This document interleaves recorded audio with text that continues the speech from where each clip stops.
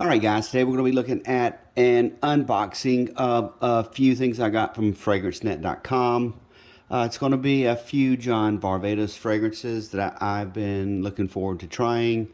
It looks like they were clearancing out their 2.5 ounce bottles of these, and I didn't want to get the full size, so I figured I'd go ahead and pull the trigger and try to get the smaller bottles before they sell out.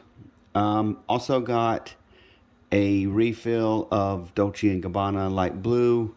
It's one of my favorite summer fragrances, and figured would add a bottle of it right now. So first up is the Dolce & Gabbana Light Blue. One of my favorite summer fragrances. I figured I'd get a refill of it. We also got John Varvatos Nick Jonas Crimson,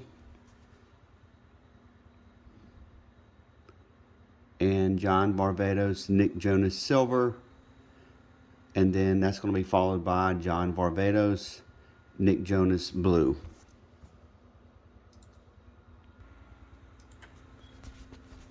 I figured I'd get the whole collection because why not? And they were, I think, around $23 or $25 a piece, so not bad for the whole collection. Also got a sample of Light Blue Italian Love and Light Blue O Intense. Looks like they threw in some samples. Got Alt V Ibiza. I don't know much about that. EDP for men.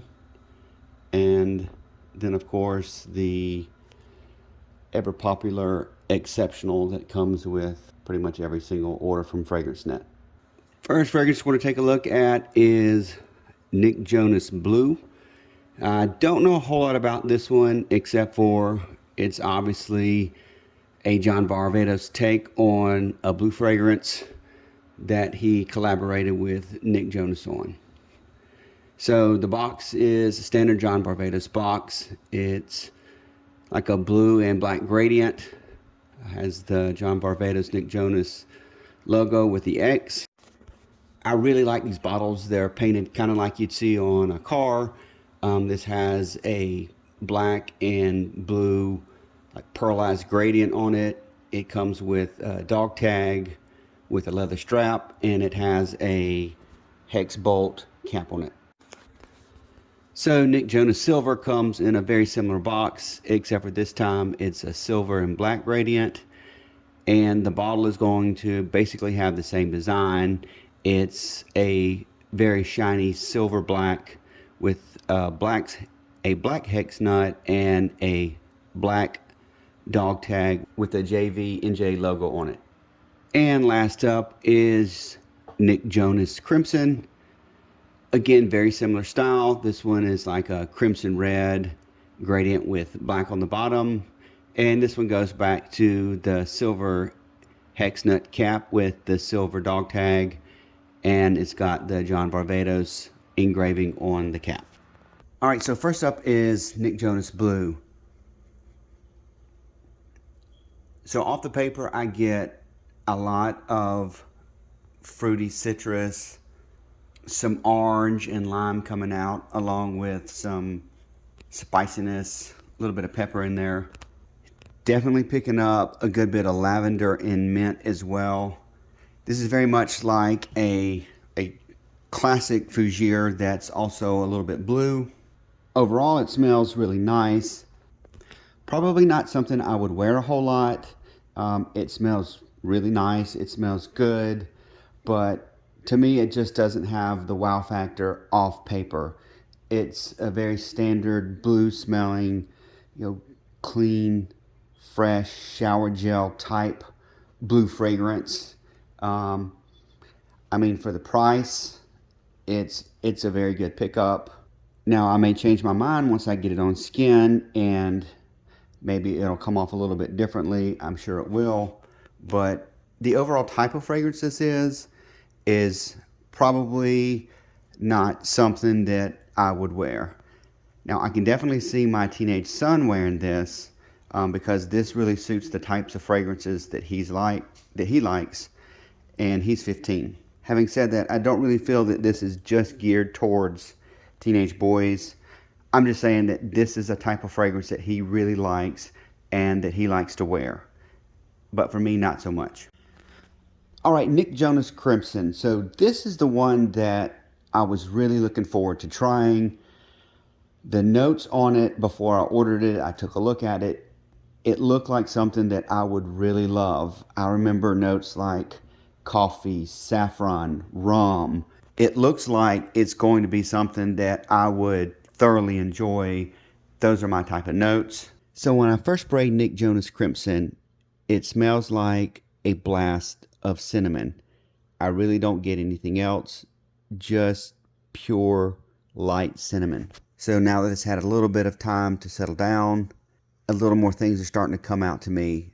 I'm getting, it's a very warm and spicy fragrance. I'm smelling suede and incense. I don't remember cinnamon being listed as one of the notes, but it definitely has that spicy red hots vibe. I don't know if it's the incense or what, but definitely that's what I'm getting.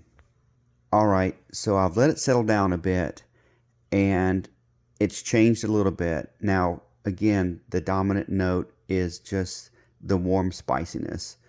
But if I really try hard on this fragrance, what I pick up are a light citrus, suede, incense, and a lot of musk. That's really about it. All the other notes that were sounding like they were going to be appealing to me, coffee and rum, I really don't get any of that at all. Overall, it's a nice, warm smelling fragrance, something I would probably wear in the fall or winter time. I don't really see myself wearing this in the summertime, but it does smell really good. All right, so now we have John Varvatos Silver. I don't really know too much about this one. I believe this was the last release in the Nick Jonas collection. I could be wrong on that. So let's see how this goes. Off paper, I get a light citrus and mineral note or mineral accord. It's definitely like a citrus aromatic. It smells really clean and fresh. So the citrus notes that I'm getting, I don't really detect any individual notes.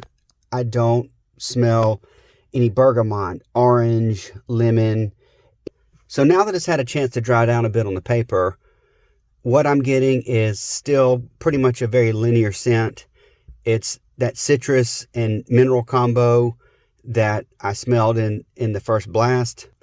There may be a touch of light woods underneath. So nothing really stands out for me in this fragrance. I don't really get an evolution of, top notes and middle notes. Probably really haven't had a chance to get to the dry down yet. But overall, in just a couple minutes I've spent with this, this is a very clean and fresh citrus aromatic. It smells really nice. It smells like something that would be really versatile. I could imagine myself wearing this pretty much anywhere. The good news is it's not offensive, or at least it shouldn't be offensive to anybody. But I guess the downside to that is it's not really super unique. And from what I can tell so far, this fragrance may not be for someone who has a very large collection, because you're probably not going to get a wow factor from this. Granted, this is just my initial thoughts on this, but that's just the way I see it. Overall, I really like the fragrance. It smells like something I'm going to wear. I'll see how it works out on skin, but I really do like the fragrance. It's nice, fresh, clean, and enjoyable. It smells like it would be a very easy dumb reach fragrance. All right, Dolce & Gabbana Light Blue Pour Homme. As I said before, this is a refill. This is not a true first impressions. Having said that, I'll spray it on paper and give you guys my thoughts anyway. So when I first spray this, I get a really fresh and aromatic fragrance that's citrus forward along with some salty air. It smells amazing to me.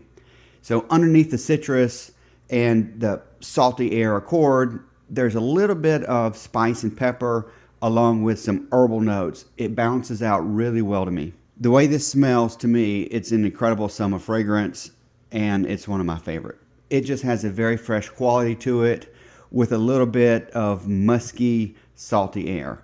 So as it dries down, I do detect a little bit of woods underneath it. It's not heavy. To me, the dominant scent when you first spray this is the citrus along with the musky salt air with a little bit of herbalness underneath that rounds it out really well. I truly love the way this smells.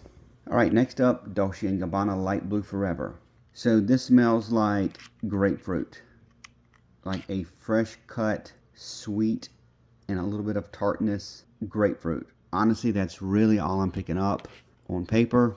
I don't really smell a whole lot else, but I can tell you this grapefruit note is probably one of the best that I've ever smelled. It is extremely realistic, and it smells amazing. I get a little bit of greens mixed in, maybe a little bit of woods, but just from my initial impression, this is a pure grapefruit bomb. I'm sure it'll open up a little bit more once I wear it and it dries down, but so far smells really, really good. I don't think I like it as much as the other one, but so far so good. All right, last up we have Light Blue O Intense. Now, this version is probably the most popular version of the flankers, but for me, I never could get into it, so I'm going to try it again. So to help you understand that, so when O Intense first came out to department stores, I tried it out. The opening was incredible, fresh, salty air, citrus, woody. It smelled really good. But as it dried down, I started to smell something that was very off-putting on my skin.